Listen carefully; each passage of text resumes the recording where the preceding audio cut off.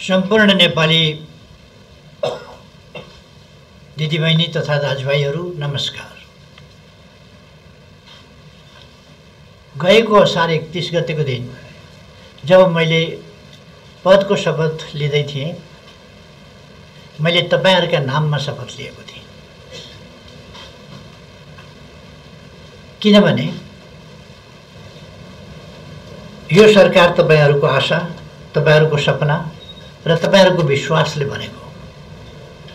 त्यो दिन मैले तपाईहरुका नाममा शपथ लिनुका दुईवटा कारण छन्। पहिलो, तपाईकै विश्वास र भरोसाका कारण यो सरकार बनेको हो। दोस्रो, यो सरकार तपाईकै लागि बनेको हो। आज हामीले सत्ता सम्हालेको 100 दिन पूरा भएको छ, तर म यहाँ तपाईहरुलाई तथ्याङ्कको लामो सूची सुनाउँदै छैन, किनकि अंकहरू आफैमा के हुन् र वास्तवमा महत्त्वपूर्ण कुरा भनेको ती अंकहरूले छोएका जीवन, हल्का बनाएका पीडा र देखाएका सुन्दर भविष्य हुन्। प्रिय दिदीबहिनी तथा दाजुभाइहरू, गएको साउन 6 गते मैले संसदमा विश्वासको मत लिँदै गर्दा यो सरकारका 5 वटा प्राथमिकता प्रस्तुत गरेको थिएँ। थालेका कामहरू अघि बढाउने र निर्धारित समयमा सक्ने कुरालाई सरकारले पहिलो प्राथमिकतामा राखेको थियो। पहिलो 100 दिनमा हामीले कुन मन्त्रालय अन्तर्गत के काम थालेका छौं र ती थालिएका कामहरू कसरी समयमै सम्पन्न गर्ने भन्ने बारे योजना बनाई कामको प्राथमिकता तोक्यौं र त्यसैको आधारमा प्रधानमन्त्री र मन्त्रीहरूका बीच कार्य सम्पादन सम्झौता गर्यौं। सबै मन्त्रालयले पहिलो 100 दिन, दोस्रो 100 दिन र बाँकी अन्य दिनभित्र गर्ने कामहरूको सूची बनायौं।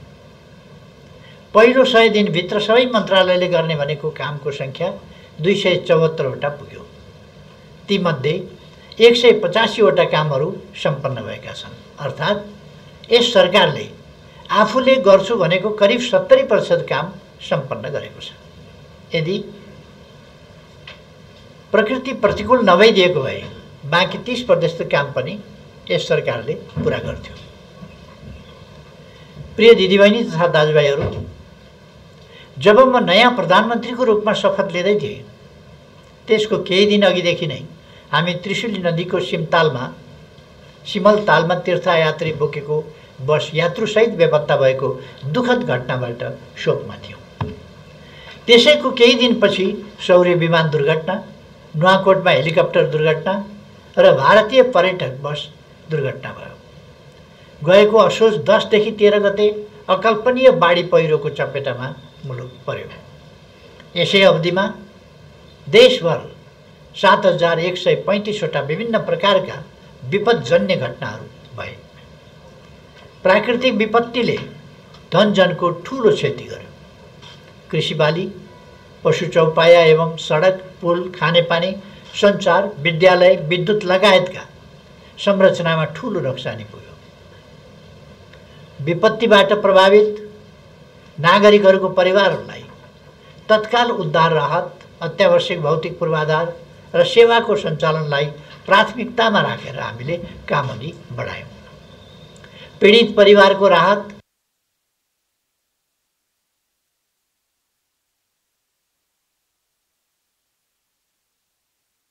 सरकारलाई केन्द्रित गर्यौँ। बाढी पहिरोका कारण मृत्यु भएका 391 जनाको परिवारले 2 लाखका दरले राहत पाएका छन्। बाढी पहिरोबाट प्रभावित 2555 परिवारलाई 4 करोड 50 लाख रुपैयाँ तत्काल राहत प्रदान गरिएको छ। संकटग्रस्त क्षेत्रका 71 वटा स्थानीय तहमा 43 करोड रुपैयाँ विनियोजन गरिएको छ। प्रारम्भिक क्षतिको आकलन गरी अस्थायी वासस्थानको प्रबन्ध गर्ने कामलाई प्राथमिकतामा राख्यौँ। हामी अहिले बाढी पहिरोले क्षति पुर्याएका भौतिक संरचनाहरूको निर्माणका कार्ययोजना सहित काम गरिरहेका छौँ। संकटग्रस्त क्षेत्र घोषणा गरिएका जिल्लाको खानेपानी, विद्युत, सडक, सञ्चार लगायतका अत्यावश्यक सेवा 15 दिनभित्र सञ्चालनमा ल्याउन जिल्ला विपद व्यवस्थापन कोष मार्फत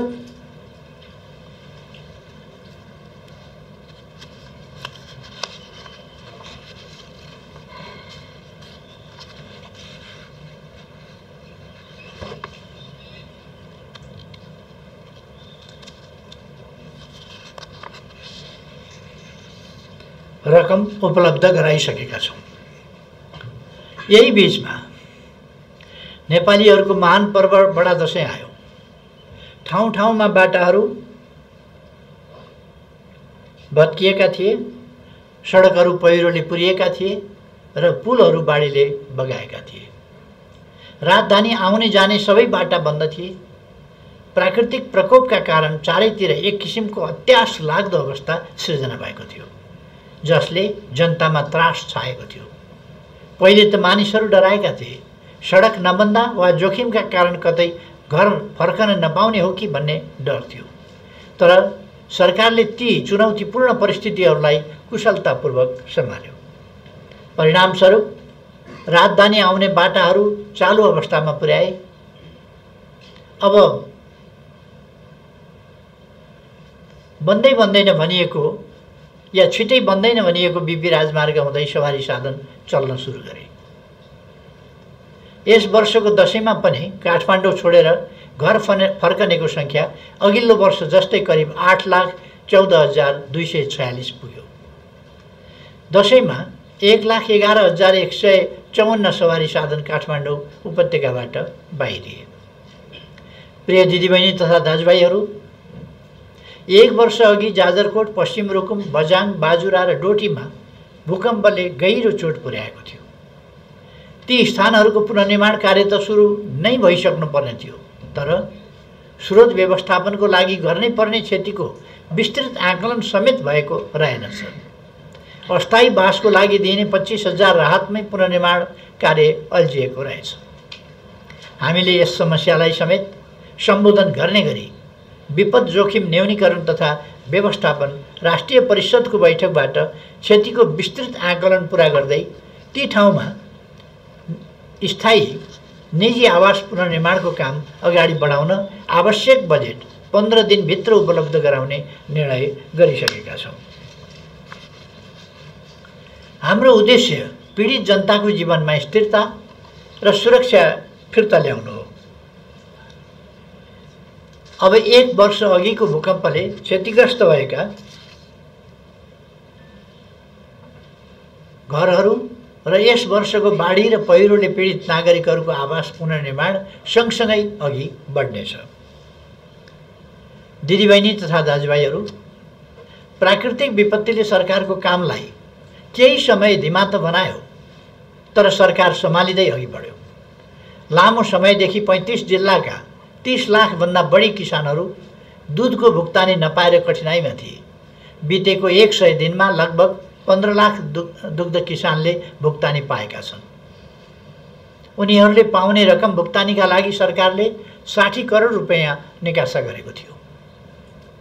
त्यसैगरी करिब 75,000 उखु किसानहरू जसले वर्षौंदेखि आफ्नो पसिनाको मूल्य पाउन सकेका थिएनन्, उनीहरूले पनि आफ्नो अनुदान बापतको भुक्तानी पाइसकेका छन्। कृषि बाली तथा पशुधन बीमामा समावेश भएका हजारौं कृषकहरूले पनि अब राहतको श्वास फेरेका छन्। बितेको 100 दिनमा तिनीहरूको बीमा बापतको भुक्तानी गर्न 80 करोड रुपैयाँ बीमा प्राधिकरणको खातामा पठाइएको छ। हिउँदे बालीका लागि चाहिने रासायनिक मलको बन्दोबस्त गरिसकिएको छ। हामीले संसदमा भनेका थियौँ, निर्माण सम्पन्न गरेर भुक्तानी पाउन नसकेका निर्माण व्यवसायीहरूलाई समयमै भुक्तानी दिनेछौँ। निर्माण व्यवसायीहरूले पाउनुपर्ने मध्ये सङ्घीय मन्त्रालयहरूबाट 6 अरब 75 करोड रुपैयाँ यस अवधिमा भुक्तानी पाइसकेका छन्। दिदीबहिनी तथा दाजुभाइहरू, संसदबाट विश्वासको मत लिने बेला प्रस्तुत गरेको अर्को प्राथमिकता थियो उद्यमशीलताको प्रवर्धन। काम गर्ने युवाहरूलाई देशमा केही अवसर छैन, विदेश नै भासिनुपर्छ भन्ने समाजमा जबरजस्त भाष्य छ। उद्योग मन्त्रालयले 165 जना युवाहरूलाई खुला आवेदनको माध्यमबाट बिना धितो 25 लाख रुपियाँसम्मको स्टार्टअप कर्जा प्रवाह गरेको थियो। ती युवाहरूले आफ्नो व्यवसाय सञ्चालन गरेर कर्जाको सामा ब्याजको किस्ता भुक्तानी समेत सुरु गरेका छन्। यस वर्ष 5158 जना उद्यमीले स्टार्टअप कर्जाका लागि प्रस्ताव पेश गरेका छन्। प्राप्त प्रस्तावहरूमध्येबाट स्टार्टअप उद्यमी छनौट गरी पुष मसान्तभित्र कर्जा प्रवाह गर्ने तयारी गरिएको छ। दिदीबहिनी तथा दाजुभाइहरू, संसदबाट विश्वासको मत लिँदै गर्दा मैले भनेको थिएँ, कुनै पनि कालखण्डमा भएका भ्रष्टाचार र जो कोही भ्रष्टाचारी उप कानुनी कारबाही अघि बढाउनेछौँ। जोसुकै भए पनि सहकारी ठगलाई कानुनी कारबाही गर्नेछौँ। आज यहाँ उभिएर म यो भन्ने ठाउँमा आइपुगेको छु, सर्वसाधारणले सहकारीमा जम्मा गरेको रकम अपचलन र ठगी गर्नेहरूलाई सरकारले कानुनी कारबाहीको दायरामा ल्याएको छ र ल्याउँदैछ। सहकारी ठगी गर्ने व्यक्तिहरूमाथि कानुनी कारबाही अघि बढेको छ। हालसम्म 600 भन्दा माथिलाई कानुनी कारबाही गरिएको छ। 575 भन्दा बढी त जेलमै छन्। सहकारी ठगहरूलाई कारबाही गर्ने मात्र होइन, बचतकर्ताको बचत फिर्ता गर्नका लागि आवश्यक पर्ने सहकारी प्राधिकरण ऐन तर्जुमा गर्ने र सहकारी कर्जा सूचना केन्द्र तथा ऋण असुली न्यायाधिकरण स्थापना गर्ने काम पनि सँगसँगै अघि बढाइँदैछ। भ्रष्टाचार नियन्त्रण र सुशासन एकछिनको हल्लाबाजी र सुटिङ गरेर देखाउने विषयवस्तु होइन। यसले सुशासनको प्रणालीका रूपमा गति लिनुपर्छ। भ्रष्टाचार नियन्त्रणमा सरकारले क्यामेरालाई होइन, कानुनलाई गुरु मानेको छ। भ्रष्टाचारी समातियो भन्ने केही समय हल्ला मच्चिने, तर परिणाममा भ्रष्टाचार बढ्दै जाने खालको अवस्था होइन। परिणाममा भ्रष्टाचार नियन्त्रण हुने कानुनी प्रणाली स्थापित हुने पद्धति बसाल्ने हाम्रो प्राथमिकता छ।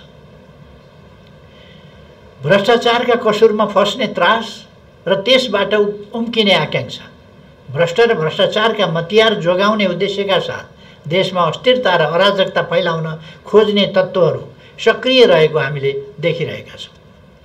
सरकारले विकास र सुशासनका लागि सही दिशामा काम अघि बढाएकोले भ्रष्टहरूको मोर्चा बन्नु बेग्लै कुरा हो।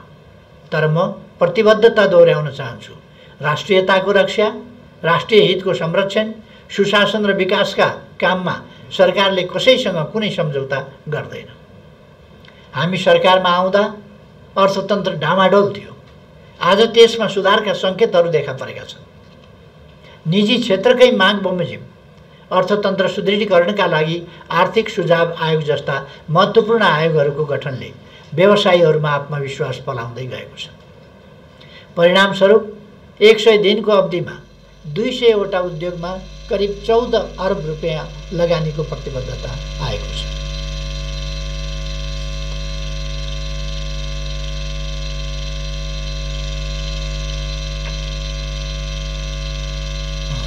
अन्तर्राष्ट्रिय स्वतन्त्र विज्ञ संस्थाबाट नेपालको सार्वभौम साख मूल्याङ्कन क्रेडिट रेटिङको कार्य अन्तिम चरणमा पुगेको छ। लामो समयदेखि गिरेको शेयर बजार प्राकृतिक विपत्तिको प्रतिकूलताका बीचमा पनि प्रगतिकै लयमा छ।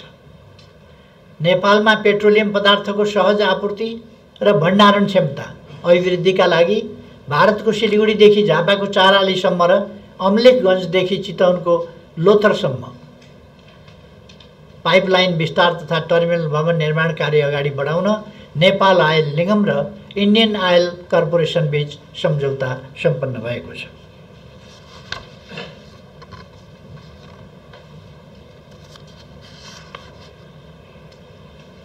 वस्तु, सेवा र प्रक्रियाको गुणस्तरलाई सुनिश्चित गर्न मापदण्डको आवश्यकतालाई ध्यानमा राख्दै नेपाल एक्रिडिटेसन सेन्टर सञ्चालनमा ल्याइएको छ। यस संस्थाले मुलुकभरका विभिन्न क्षेत्रका गुणस्तर निर्धारण गर्ने संस्थाहरूको कार्यक्षमता, पारदर्शिता र प्रामाणिकताको मापन गर्ने जिम्मेवारी वहन गर्नेछ। चालु आर्थिक वर्षको असोजसम्ममा असोज मसान्तसम्ममा सङ्घीय सरकारी खर्च गत आर्थिक वर्षको सोही अवधिको तुलनामा केही प्रतिशतले वृद्धि भई करिब 329 अर्ब रुपियाँ पुगेको छ। कुल राजस्व परिचालन 13.3% वृद्धि भई करिब 248 अर्ब रुपियाँ पुगेको छ। प्रिय दिदीबहिनी तथा दाजुभाइहरू, अभाव र गरिबीको जीवन बाँचिरहेका नागरिकहरूको सेवा हाम्रो तेस्रो प्राथमिकता थियो। यसका लागि हामीले आर्थिक अभावमा जलनको उपचार गर्न नसक्ने नागरिकहरूका लागि 7वटै प्रदेशमा निःशुल्क उपचारको व्यवस्था गरेका छौँ। कोशी प्रदेशको बीपी कोइराला स्वास्थ्य विज्ञान प्रतिष्ठान, मध्य प्रदेशको नारायणी अस्पताल, बागमती प्रदेशको कीर्तिपुर अस्पताल, गण्डकी प्रदेशको पोखरा स्वास्थ्य विज्ञान प्रतिष्ठान, लुम्बिनी प्रदेशको भेरी अस्पताल, कर्णाली प्रदेशको सुर्खेत प्रादेशिक अस्पताल र सुदूरपश्चिम प्रदेशको सेती प्रादेशिक अस्पताल मार्फत उपचार खर्च बेहोर्न नसक्ने नागरिकहरूलाई कस्मेटिक बाहेकको जलनोपचार निःशुल्क गर्ने व्यवस्था गरिएको छ। यसअघि 3वटा प्रदेशमा मात्रै उपलब्ध रहेको क्यान्सर उपचार सेवा 7 प्रदेशमा विस्तार गरेका छौँ। देशभरका 19वटा सङ्घीय अस्पतालहरूमा 2 शिफ्टमा बहिरङ्ग सेवा सञ्चालन गरी 18 सङ्घीय अस्पतालहरूमा सहज उपचार सेवा प्राप्तिका लागि टोकन प्रणाली लागू गरिएको छ। दिदीबहिनी तथा दाजुभाइहरू, सार्वजनिक प्रशासनमा हुने ढिलासुस्ती र प्रशासनिक काममा हुने झन्झट र नागरिक सेवालाई मध्यनजर गरी हामीले केही कामको थालनी गरेका छौँ। अब सवारी चालकले ट्रायल पास गर्नका लागि नागरिक एपमा नै लाइसेन्स पाउनेछ। सवारी नियम उल्लङ्घनको जरिवाना तिर्दा अब जहाँ नियम उल्लङ्घन भएको हो सोही स्थानमा जरिवाना भुक्तानी गर्न सकिने सजिलो व्यवस्था सरकारले गरेको छ।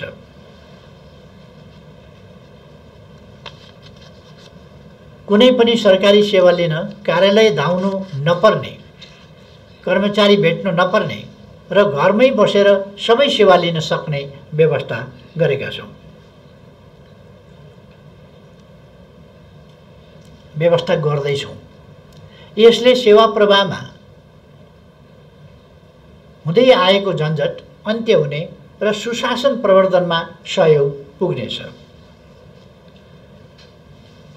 सरकारी कार्यालयमा कामका फाइलहरू अड्काउने, कामको समयावधि लम्ब्याउने र यसबाट सेवाग्राहीले दुख पाउने स्थितिबाट मुक्त गर्न क्युआर कोड मार्फत फाइल मुभमेन्ट ट्र्याकिङ गर्ने प्रणाली परीक्षणका रूपमा सुरुवात गरेका छौँ। अब तपाईले सरकारी अफिसमा हुने तपाईको आफ्नो कामको जानकारी मोबाइलबाटै पाउनुहुनेछ। लगानीकर्ताको भौतिक उपस्थिति बिना कुल पुँजी 50 करोड रुपियाँसम्मको विदेशी लगानी स्वचालित प्रणालीबाट तुरन्त स्वीकृतिको प्रमाणपत्र प्राप्त गर्न सक्ने गरी उद्योग विभागमा स्वचालित मार्ग कार्यान्वयनमा आएको छ। नेपाल ल्यान्ड इन्फर्मेसन सिस्टम लागू भएका 58 नापी कार्यालयमा अनलाइन मार्फत सेवा ट्र्याकिङ प्रणाली लागू भएको छ। नेपालभरका 267वटा मालपोत कार्यालयमा ज्येष्ठ नागरिक, अपाङ्ग, अशक्त नागरिकले लाइनमा नबसी सेवा प्राप्त गर्ने गरी व्यवस्था गरिएको छ। वैदेशिक रोजगारीमा मृत्यु भएकाहरूको परिवारलाई यसअघि दिने गरिएको क्षतिपूर्ति रकम रु 7 लाखबाट रु 10 लाख पुर्याइएको छ। बिरामी उपचार खर्च पाएर मृत्यु भएकाहरूले क्षतिपूर्ति नपाउने यसअघिको व्यवस्थाको सट्टा उनीहरूको परिवारलाई पनि रु 10 लाख उपलब्ध गराउने व्यवस्था गरिएको छ। विदेशमा रोजगारी अनुमति प्राप्त नभएकाहरू र यस वर्षको सेप्टेम्बरभित्र विदेशमा रहेकाहरूले नेपाली नियोगमा आवेदन दिएमा उनीहरूलाई वर्क पर्मिट उपलब्ध गराउने व्यवस्था गरिएको छ। प्रिय दिदीबहिनी तथा दाजुभाइहरू, देशभित्र बनेका भौतिक पूर्वाधारको अधिकतम प्रयोग गर्ने र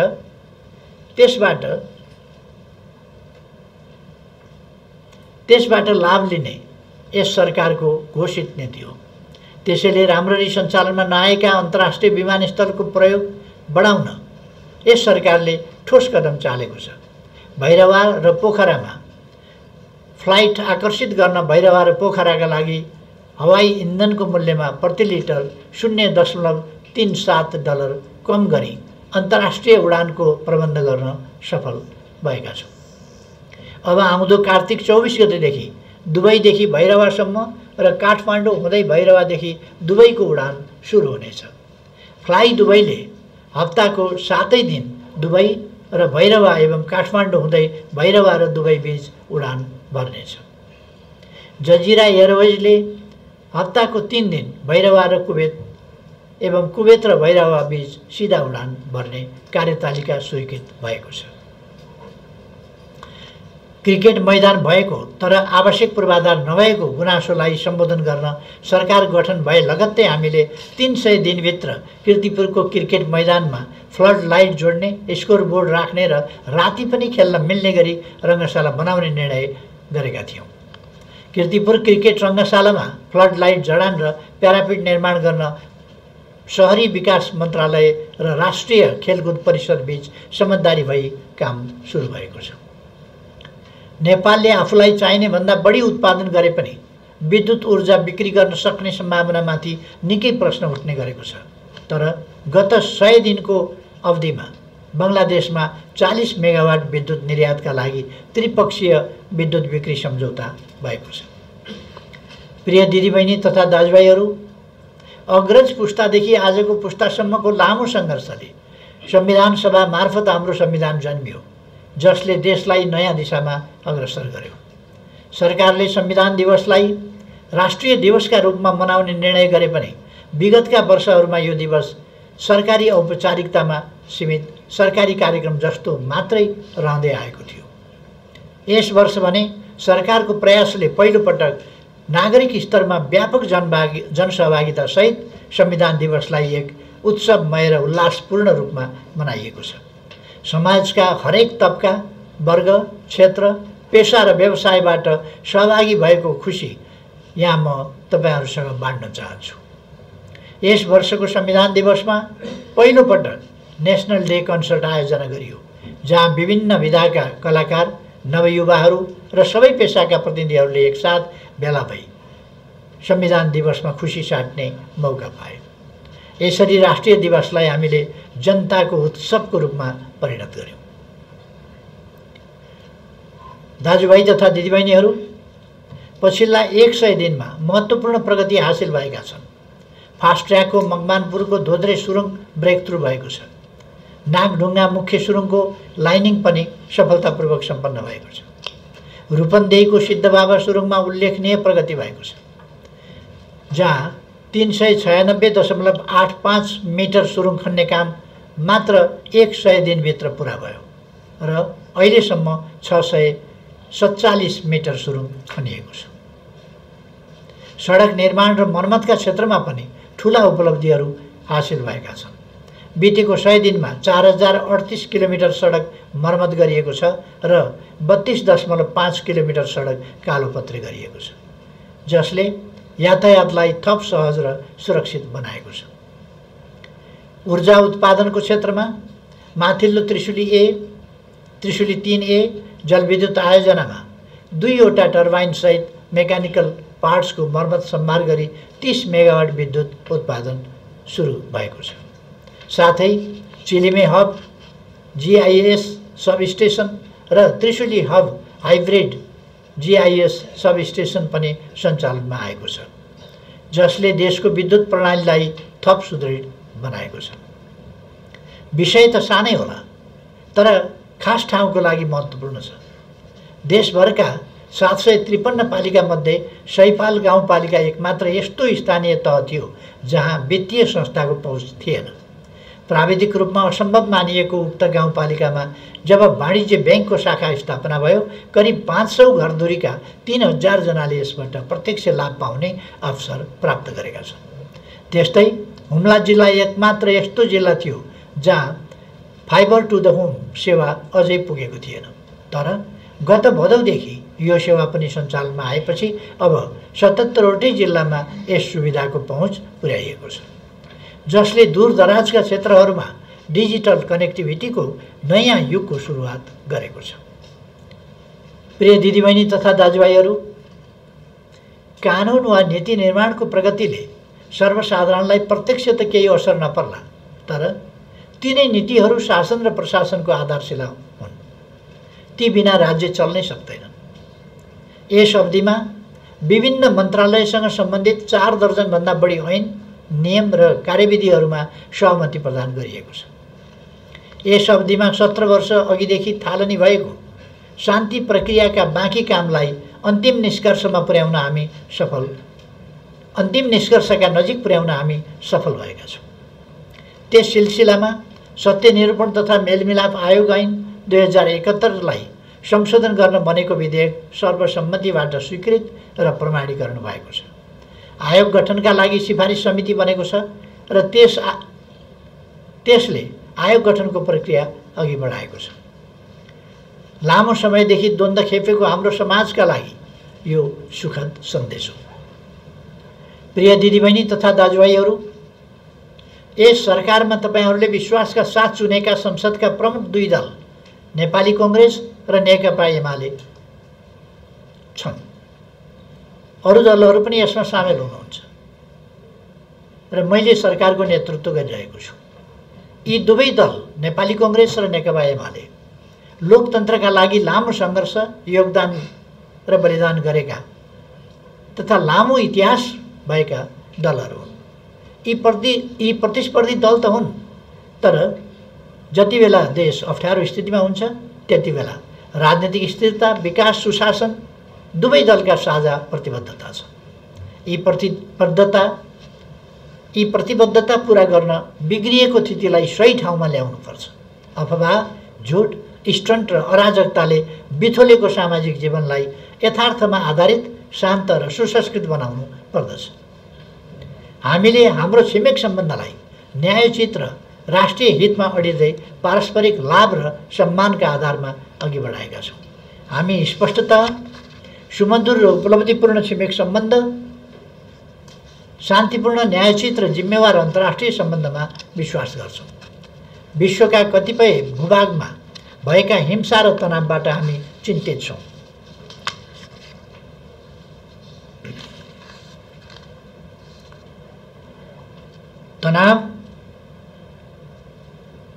तनावबाट हामी चिन्तित छौँ। वार्ताको माध्यमबाट ती सबै तनावहरूको शान्तिपूर्ण समाधान चाहन्छौँ। सबैले संयमतापूर्वक शान्ति स्थापनामा लाग्न जरुरी ठान्छौँ। म यहाँ एउटा तथ्य उल्लेख गर्न चाहन्छु। सरकारले 100 दिन पूरा गरेपछि होइन, सरकार बनेकै दिनदेखि विरोध सुरु गरियो।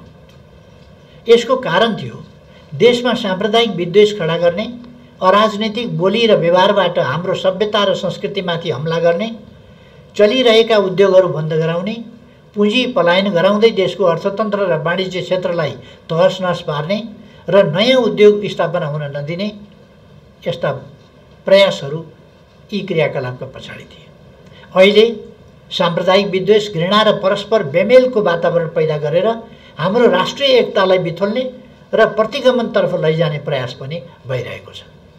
तर नेपाल र नेपालीलाई प्रतिगमन कुनै हालतमा स्वीकार्य छैन। सरकारले लोकतन्त्रलाई सुदृढ गर्न बनेको संविधानको रक्षा गर्नेछ। साम्प्रदायिक विद्वेष र घृणा होइन, सामाजिक न्याय र समानतामा आधारित सामाजिक सद्भावको बाटोबाट राष्ट्रिय एकता कायम गर्ने हाम्रो नीति दृढताका साथ कार्यान्वयन गरिनेछ। हाम्रा सुन्दर, शिष्ट र समृद्ध सामाजिक सांस्कृतिक मूल्यहरूलाई कमजोर पार्ने प्रयत्नहरूलाई असफल बनाइनेछ। सरकार अहिले ढल्छ, भरे ढल्छ, भोलि बिहानै ढल्छ भन्ने जस्ता अफवाह पनि फैलाउने गरिएको छ। यो काम गर्न नदिने उद्देश्यले चलाइएको हल्ला हो। कांग्रेस र एमाले जस्ता इतिहास र हैसियत भएका दलहरू मिलेर बनेको सरकार ढल्ने दिवा सपना कसैले नदेखे हुन्छ।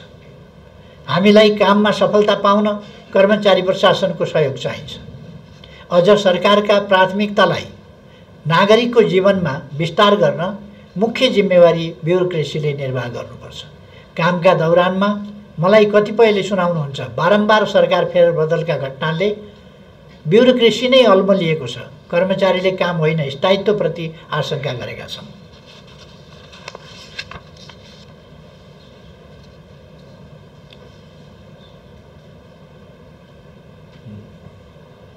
त्यसरी सुनाइएका कुराहरूलाई मैले खण्डन गर्ने गरेको छु।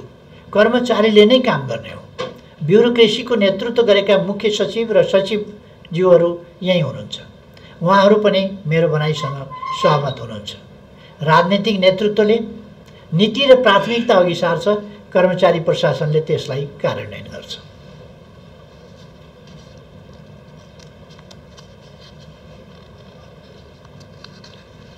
सीमित स्रोत साधन, विरासतमा प्राप्त भएको बिग्रदो आर्थिक अवस्था र अचानक आइपरेको प्राकृतिक विपदका बावजुद सरकारले नीति तथा कार्यक्रम र बजेटको कार्यान्वयनलाई शीघ्र, प्रभावकारी, नतिजामुखी र नागरिक मैत्री बनाउँदै कार्यान्वयन गरिरहेको छ।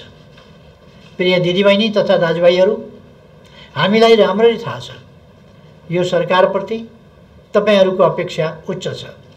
तपाईहरूको अपेक्षालाई पूरा गर्नु सरकारको दायित्व हो। तर यहाँनिर हाम्रो काम र अपेक्षा बीच सन्तुलन चाहिएको छ। हाम्रो सङ्कल्प असीमित भए पनि हामीसँग भएको स्रोत साधन सीमित छ। नागरिकको अपेक्षा मात्रै बढाए पुग्ने तर कामको जिम्मेवारी लिनु नपर्ने पक्षले समाजमा असन्तुष्टिको माहौल खडा गर्न खोजेको छ। मिलेर सामना गर्नु पर्ने राष्ट्रिय सङ्कटबाट पनि राजनीतिक लाभ लिन खोजिरहेको छ। तपाईहरूले यस कुरामा विचार पुर्याउनु पर्ने र हामीले आफ्नो कामको रफ्तार बढाउनु पर्नेछ। 100 दिन सकियो, अर्को 100 दिन र बाँकी अवधिमा गर्ने कामका योजनाहरू आजबाट सुरु हुन्छन्। बितेका 100 दिन, 100 दिनमा हामीले विपत्तिका बीच पनि गरेका केही नवीन थालनी स्थिरता, सुशासन र विकासको लक्ष्यतर्फका पाइला हुन्। प्रिय दिदीबहिनी तथा दाजुभाइहरू, आउनुहोस् हाम्रो साझा लक्ष्य समृद्ध नेपाल, सुखी नेपाली तर्फ हाम्रो पाइला अघि बढाउँ।